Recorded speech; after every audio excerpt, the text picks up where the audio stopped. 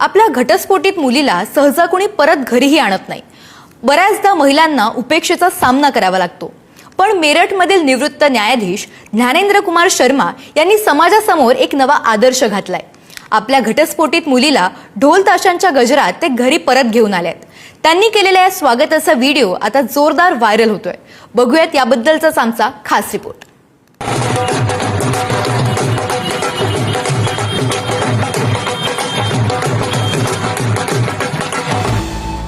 विवाह म्हणजे एक पवित्र बंधन, पण हेच बंधन कधी कधी स्त्रियांसाठी जाचक ठरतं।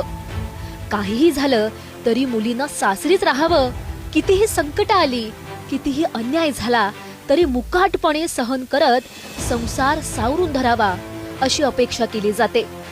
घटस्फोटित स्त्रियांकडे बघण्याचा समाजाचा दृष्टिकोन बघून सासरच्यांच्या किंवा नवऱ्याचा जाच सहन करत संसार रेटणाऱ्या स्त्रियांची संख्या काही कमी नाहीये। मात्र ही जुनाट विचारसरणी घट्ट मूळ धरून बसलेली असतानाच उत्तर प्रदेशच्या मेरठ मधल्या एका निवृत्त न्यायाधीशांनी आपल्या कृतीतून एक क्रांतिकारी आदर्श घालून दिलाय।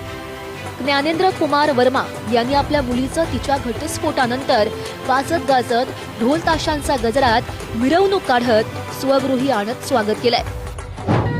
मेरी बेटी बाजे गाजे से विदा हुई थी जब शादी हुई थी, आज तलाक के बाद बाजे गाजे से ही अपने घर वापस ले जा रहा हूँ। इसका दायित्व मेरा है, इसके पैरों पर खड़ा होना। एंड आपके सामने प्रॉमिस भी करता हूँ, इसके ट्रोमा से निकल आई है। ये अभी 1 साल के अंदर इसकी आप डिफरेंट पर्सनैलिटी देखेंगे। निवृत्त न्यायाधीश ज्ञानेंद्र कुमार शर्मा यांचा पारंपरिक प्रथांचा छेद। मुलगी प्रणिताचा 2018 मध्ये मेजर गौरव अग्निहोत्री सोबत विवाह झाला होता। लग्न धूमधडाक्यात झालं। नंतर दोघांना एक मुलगाही झाला।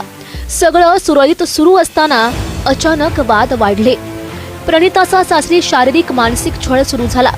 मतभेद टोकाला गेल्यानं अखेर प्रकरण कोर्टात गेलं। शनिवारी कोर्टानं त्यांचा घटस्फोट मंजूर केला। कोर्टाच्या निर्णयाचं स्वागत करत शर्मांनी मुलीची मिरवणूक काढली। शादी को 7 साल हो गए। मेरी शादी हुई थी 14 दिसंबर 2018 में। काफ़ी कॉन्फ्लिक्ट हुए थे 2018-19-20 में। मैं वापस चली गई थी।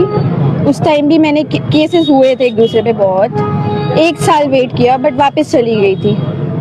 मुझे लगा चेंज हो जाएगा। बहुत हरास किया मेंटली, फिजिकली, इमोशनली। मेरे हस्बैंड ने, उसकी फैमिली ने। मैं ऐसे इंसान से वापस नहीं मिलना चाहती, ना देखना चाहती हूँ उसे। मैंने ट्राई किया, मैं कॉम्प्रोमाइज से निकल जाए। हम दोनों ने कॉम्प्रोमाइज किया है और मैंने कुछ भी नहीं लिया है।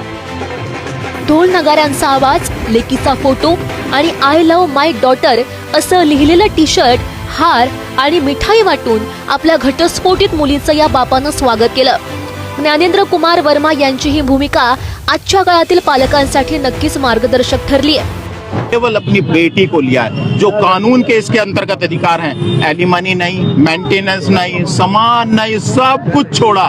मैंने अपनी बेटी को लिया।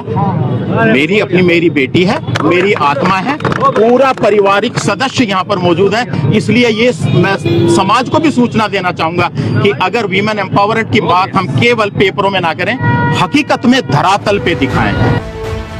प्रणिताच्या वडिलांचे हे शब्द अगदी खरे आहेत। बऱ्याचदा लग्नानंतर स्त्रिया भवितव्यामुळे किंवा सामाजिक दबावापोटी अन्याय सहन करत राहतात। इकडे महाराष्ट्रात वैष्णवी हगवणे, डॉक्टर गौरी गर्जे, दीप्ती चौधरी यांसारख्या अनेक महिलांनी हुंडाबळीमुळे किंवा सासरच्या जाचाला कंटाळून आपलं जीवन संपवलं। पण जर त्यांचं म्हणणं समजून घेत घरच्यांनी त्यांना साथ दिली असती तर आज परिस्थिती वेगळी असती। निवृत्त न्यायाधीश ज्ञानेंद्र कुमार वर्मा यांनी केलेल्या या कृतीमुळे मुलगी म्हणजे परक्याचं धन हा समज पुसट होण्यास मदत होईल इतकं नक्की।